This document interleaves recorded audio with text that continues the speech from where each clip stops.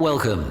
Now, square your shoulders, for you are in the company of greatness.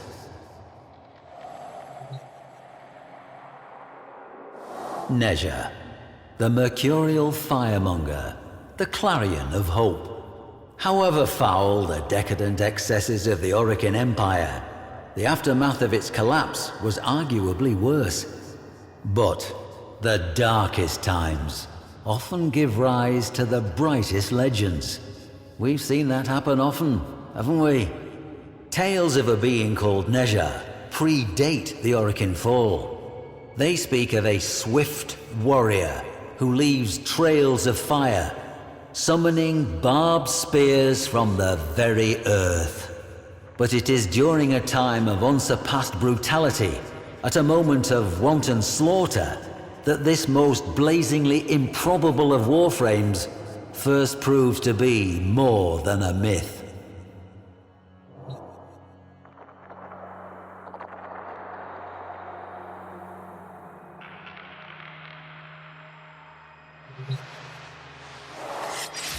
This blade, a tongue of exquisite flame in cold metal, it was unearthed by a poor farmer of Reshantur as he followed his hulking plough beasts across fields he would never own. Another might have bravely kept the dagger, but records suggest he handed it into his overseer on the spot, a half cup of rice his princely reward. With no dax to keep the peace, and no parvus granum to hold the corpus board together, bloody land grabs were routine. The fertile fields of Reshantur changed hands many times. With each hostile takeover, slain workers became fertilizer for the next yield of crops, tended by the survivors. And so it went. This created what you might call a staffing problem. If all the surviving adults are working the fields, then who is left to defend them?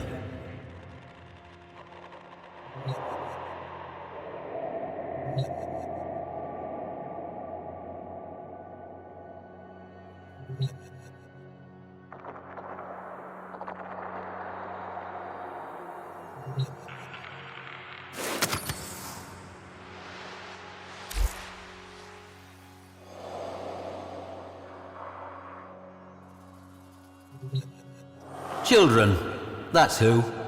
This dismal little relic was once part of a Sayandana, shall we say. Though not of Orokin make, clearly. No, its young owner wove this from a fertilizer sack. There were many such capes found at the site, enough for an army. Mowers were expensive, you see. Children, they were cheap and plentiful. It made good business sense to arm them. Not the very youngest, of course, just the near adults. The still unbroken, those who understood the stakes. The young defenders of Reshantur took their duty seriously. They formed into a little clan, trained every day in the ruins of an old temple, and even made themselves a uniform of sorts, part of which you see before you now. But this humble cape was modelled on something even older, the Sayandana of Nezha himself, displayed here before you.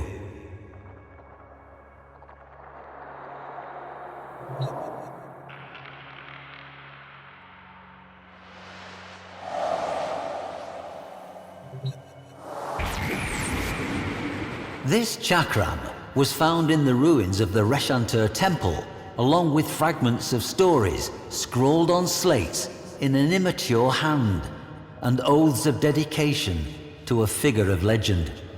It seems the child soldiers of Reshantur took courage from the tales of Nezha, adopting him as patron and protector. Their scratchings evince a firm belief that Nezha would bless them with victory should they fight without fear, and abandon them should they ever fear. So they swore they would defend the fields to the last drop of their blood. Clever manipulation. I wonder who put that idea into their heads. At any rate, they accepted it on faith. At least, until the massacre of Reshantur.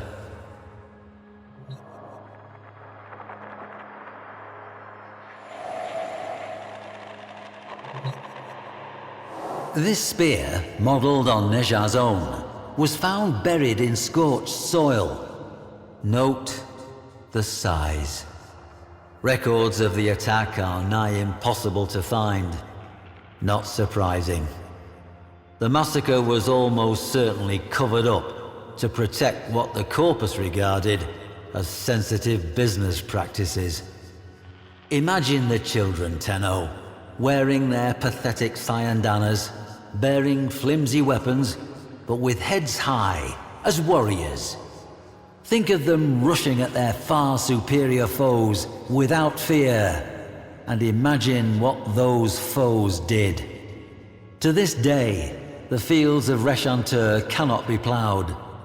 The blades of ploughs are dented and destroyed by an earth that, still, remains thickly seeded with shot and shells and the cold brass teeth of war. But that is not why the event is called the Massacre of Reshantur. The children charged, the corpus took easy aim, not one child's heart fluttered, and then flame.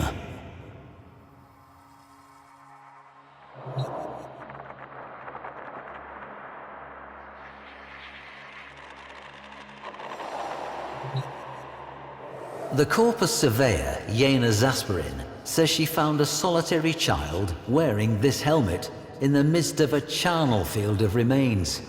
But they were the remains of corpus troops, some dismembered, some impaled, all burned. Nejar did it, the boy said calmly. He flew down from the sky and tore the enemy asunder with wheels of flame. When a child fell, he would raise them up again. Nejar moved quick as a scimitar, and the earth burned where his feet touched.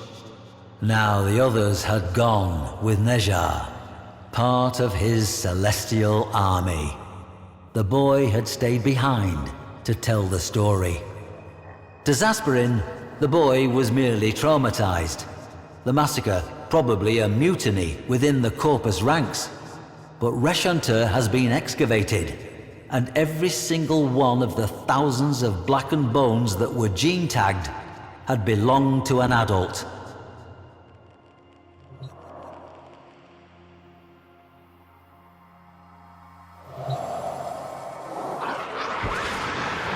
And at last we meet Nejar face to face in all his unquestionable reality. Did this Warframe model itself on the myths to take on the mantle of a mythic hero, or were the myths left in the Warframe's wake, a blazing trail to light the way? History will always be some manner of educated guesswork, and occasionally one of faith. Perhaps in some deeper stratum, we will find the lost children of Reshantur, sad little clusters of bones, not saved at all. But I have faith we will not. I leave you with this. Why do you suppose it was the child soldiers that Nejar chose to protect? Any war has its innocent casualties, but these seem to have called to him. What could a Warframe, a lethal specialist warrior, possibly have in common with a child? That riddle, I fear, must remain a riddle.